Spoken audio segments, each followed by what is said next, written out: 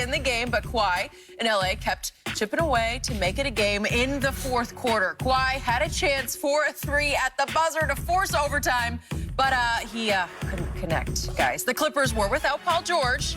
I have to make that clear last night, who sat out due to a tweaked ankle. So, Shannon, what did the Clippers' loss tell you?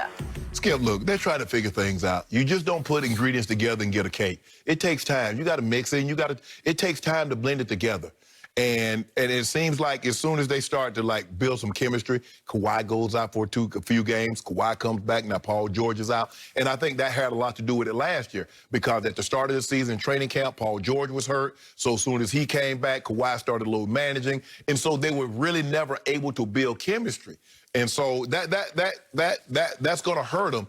They're going to have to get on the floor, Skip, for stretches, 10, 15 games, in order to build that chemistry that you need in order for you to, like, okay, we're ready to go. And that's what you see with the Lakers and LeBron and AD. They build that chemistry. They were there. They were playing on a regular basis. It's going to be interesting to see how when KD comes back because they're trying to get a flow. They seem like they got a good flow, and now KD's going to miss a week. But I just want to know, Skip. Oh, Kawhi let a show down. Oh, it's clutch. We just talked about this conversation yesterday about the final 10 seconds of a shot of a game, the go-ahead or tie the game.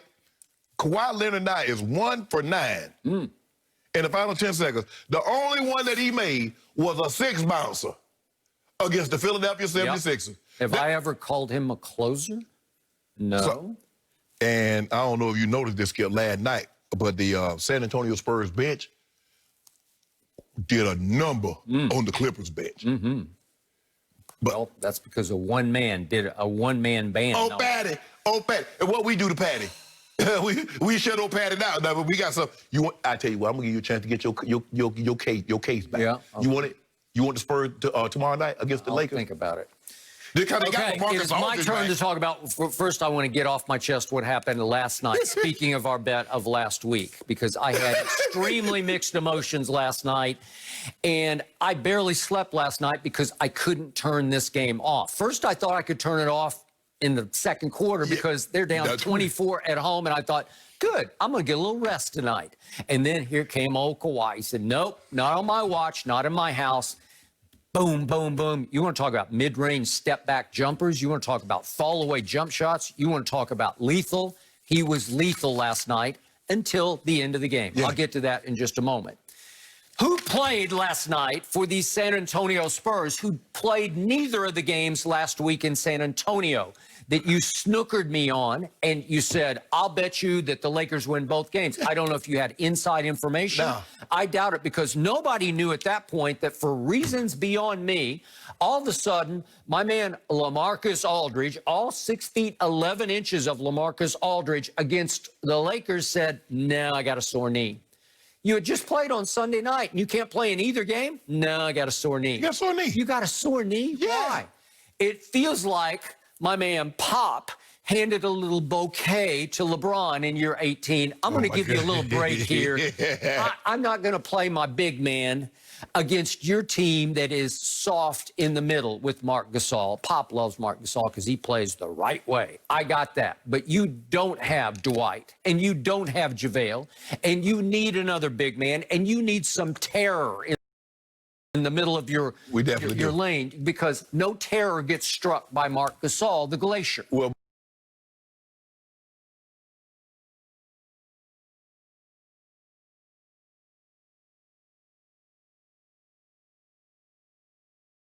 Marc Gasol keeps picking up 5 fouls, and he can only play like 10 minutes a night. Okay, I got it.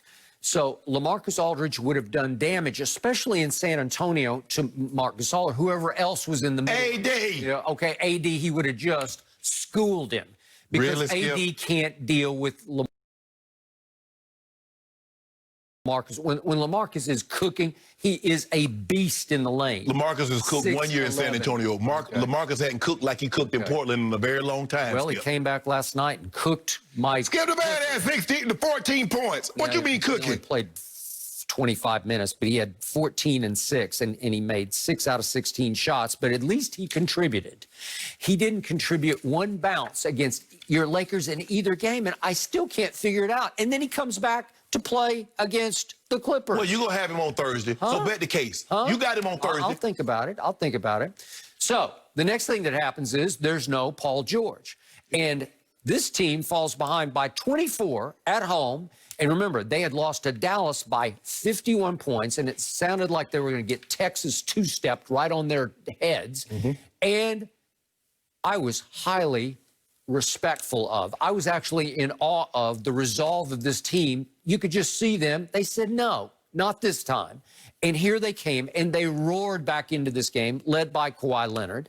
But it's hard to overcome. One of my all-time favorite players, mixed emotions again, Patty Mills was out of his gourd last night. He made 8 threes in 12 attempts. 8, that's his career high, and he is a really good three-point shooter. He is deadly.